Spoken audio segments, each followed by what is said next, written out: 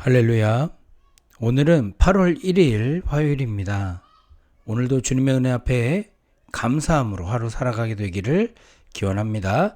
먼저 우리 찬송가 277장 양떼를 떠나서 함께 찬양하겠습니다.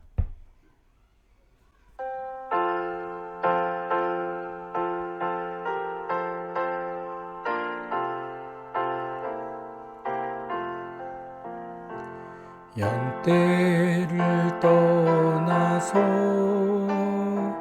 길 잃어버린 나 목자의 소리 싫어서 먼 길로 나갔네.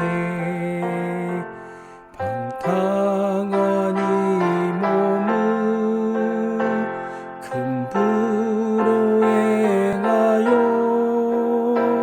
아버지 음성 싫어서 먼 길로 나갔네. 양 잃은 목자는 그 양을 찾으러 산 넘고 강을 건너며 사막을 지났네. 갈 길을 모르고 나 지쳐 있을 때 그 목자 마침 나타나 날 구원하셨네. 내 목자 예수는 날 사랑하셔서 그 피로 나를 씻으사 온전케 하셨네. 길 잃은 양 찾아 금 위로 주시고 그 우리 안에 이끌어 늘 보호하시네. 양떼를 떠나서 맘대로 다녔네. 나 목자 음성 들으며 그 길을 따르리. 나 이제 후로는 방황치 않으며 내 아버지의 집에서 영원히 살겠네.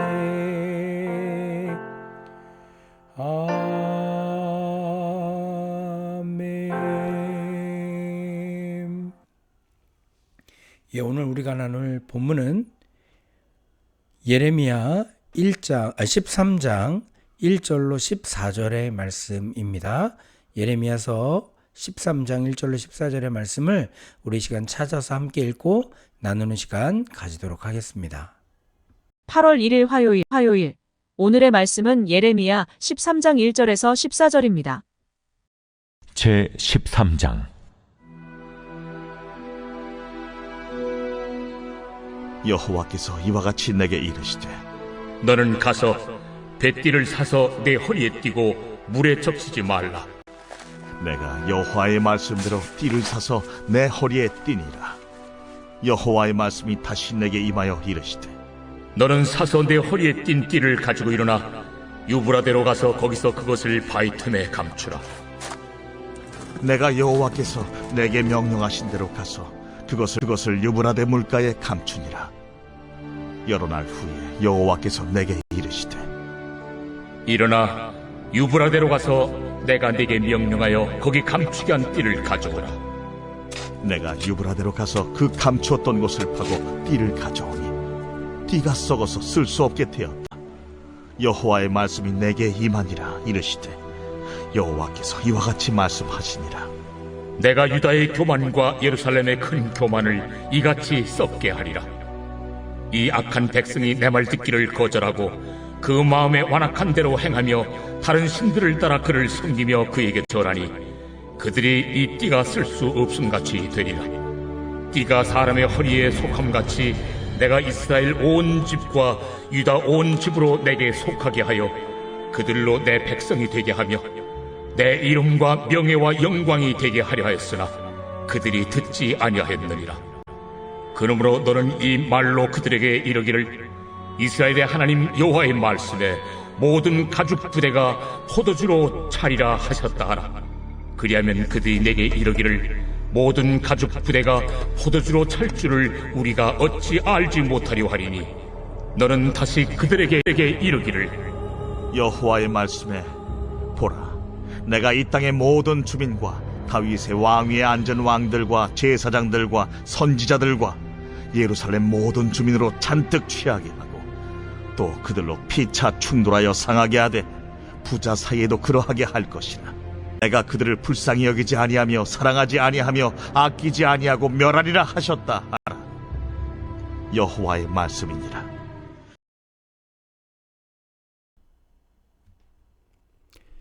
오늘 본문도 예레미야가 유다를 향해 직접 선포한 12편의 설교 중 5번째 설교에 속합니다.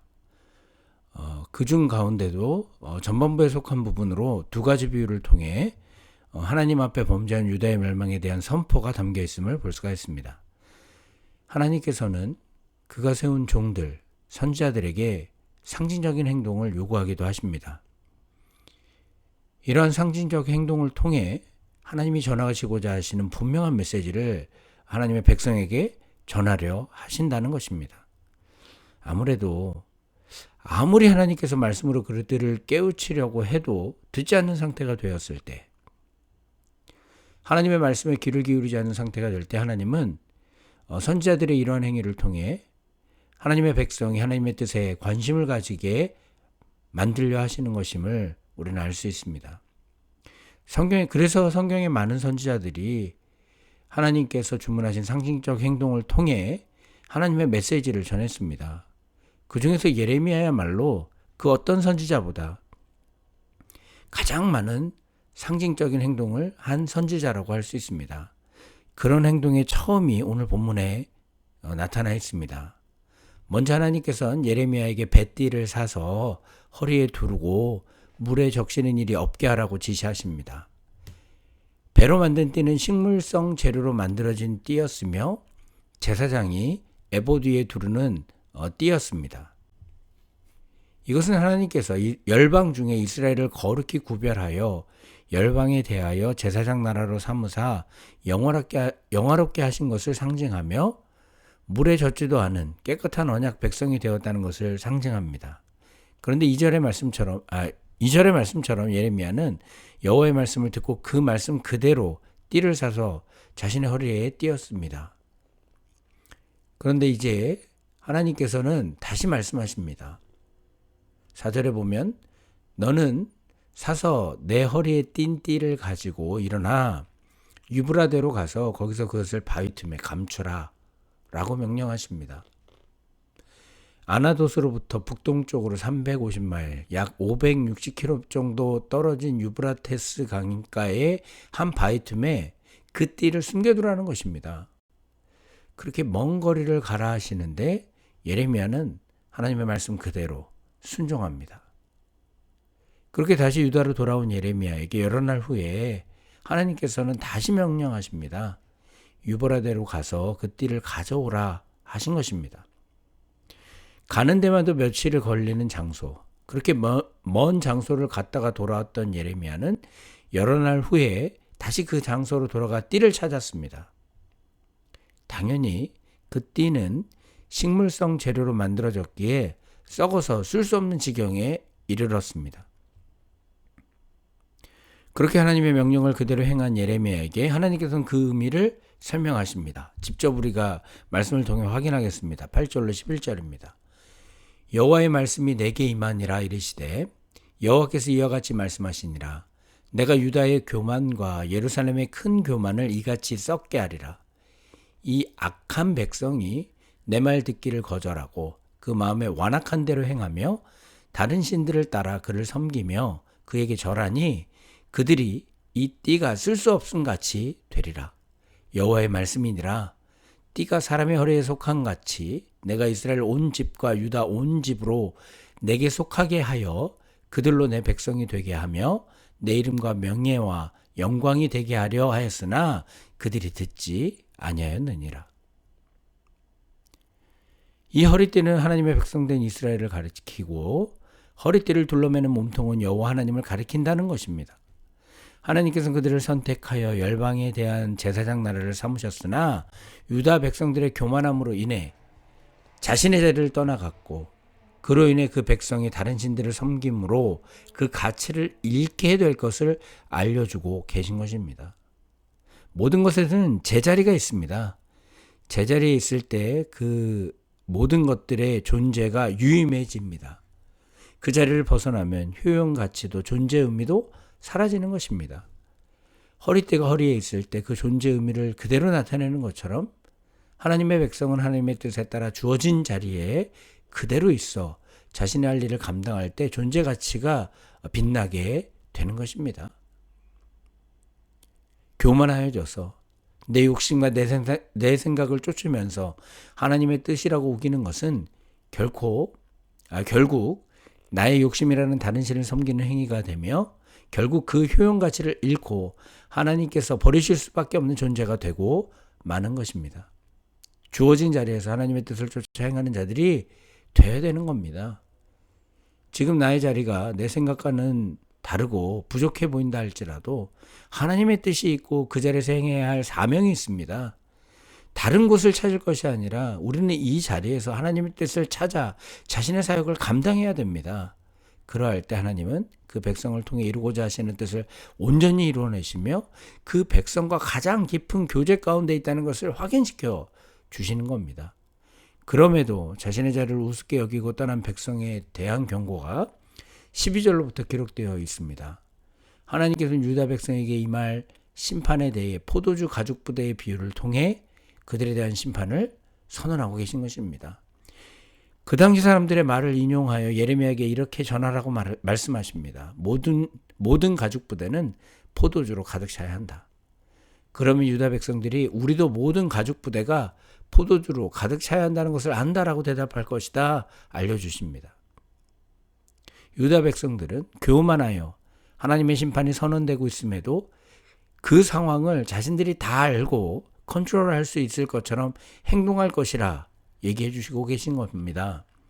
자신의 욕심을 따라 자신의 생각대로 하나님 외에 다른 신을 섬기면서도 하나님의 말씀에 귀를 막고 있기에 얼마든지 자신들은 하나님의 뜻을 잘 알고 있으며 그 뜻대로 행하고 있다 착각하고 있을 것이라는 겁니다. 결국 하나님께서는 그들의 교만에 취하게 만들겠다고 선언하십니다. 그로 인해 하나님의 심판의 노임에도 깨닫지 못하게 하시겠다는 겁니다. 참으로 두려운 말씀 아닙니까? 하나님의 임박한 심판 앞에서 그것을 깨닫지 못하고 있는 모습처럼 두려운 것은 없습니다. 그 원인을 주목하십시오. 바로 교만입니다. 내 생각에서 오는 탐심입니다. 결국 그러한 교만이 우리에게 하나님의 진노를 쌓게 만드는 것입니다. 그러니 우리는 더욱더 겸손하게 되길 바랍니다. 더욱 겸손히 나에게 주어진 자리에서 하나님의 사명을 감당할 수 있는 우리가 되길 바랍니다. 그렇게 술에 취한 자들의 모습은 피차 충돌입니다. 심지어 아버지와 아들 사이도 서로 부딪혀 상하게 될 것임을 분명하게 가르쳐 주십니다. 이러한 교만에 대해 하나님께서는 조금도 용납하지 아니하시는 겁니다. 우리는 언제나 교만을 버리기 위해 노력하는 자들이 그래서 되어야 될 것입니다. 사랑하는 성도 여러분, 모든 것은 있어야 할 자리에 있어야 가치가 있습니다. 존재 의미가 있습니다. 우리는 우리에게 사명을 주시고 우리의 자리를 허락하신 하나님을 기억하고 이 자리에서 좀 더 겸손히 주를 바라고 주의 뜻에 순종하여 맡겨진 자리를 통해 여호와 하나님의 이름과 명예와 영광을 돌려드리는 자들 되길 바랍니다. 우리는 하나님의 백성으로서의 특권을 누리되 겸손히 주께서 맡기신 사명을 잘 감당하여 하나님의 심판의 자리로 나아가 썩어버려 버려지는 존재가 아니라 하나님이 기뻐하시고 칭찬하는 존재, 마침내 주어질 천국을 얻는 존재들이 되기를 주님의 이름으로 축원합니다. 제가 잠시 기도하겠습니다. 우리를 불러 주의 백성이 되게 하신 하나님 감사합니다. 주의 뜻을 따라가게 하여 주옵소서. 주님의 경고를 들을 귀를 허락해 주시고 주의 말씀을 막는 교만을 버리게 하여 주시사 주님 앞에 항상 겸손하여 주의 뜻을 이뤄내는 우리 모두가 되게 하여 주옵소서. 예수님의 이름으로 기도하옵나이다. 아멘. 주기도문으로 새벽 말씀 나눔을 마치겠습니다. 하늘에 계신 우리 아버지여, 이름이 거룩히 여김을 받으시오며 나라의 임하옵시며 뜻이 하늘에서 이룬 것 같이 땅에서도 이루어지이다. 오늘날 우리에게 일용할 양식을 주옵시고 우리가 우리에게 죄 지은 자를 사해 준 것 같이 우리 죄를 사하여 주옵시고 우리를 시험에 들게 마옵시고 다만 악에서 구하옵소서. 대개 나라와 권세와 영광이 아버지께 영원히 있사옵나이다. 아멘. 이 시간 우리 함께 기도하는 시간 같습니다. 탐욕의 세상 속에서 하나님께 순종하는 선지자처럼 하나님과의 약속을 기억하고 하나님의 뜻에 순종하는 우리가 되게 해달라고 기도하게 되길 바랍니다. 우리 갈보리 교회를 위해서 기도해 주시고 교우들과 자녀들을 위해서 또 주변의 어려운 이웃들을 위해 함께 기도하는 이 새벽이 되기를 바랍니다. 오늘도 주님께서 함께 하십니다. 주의 뜻을 이루는 하루가 되기를 기원합니다.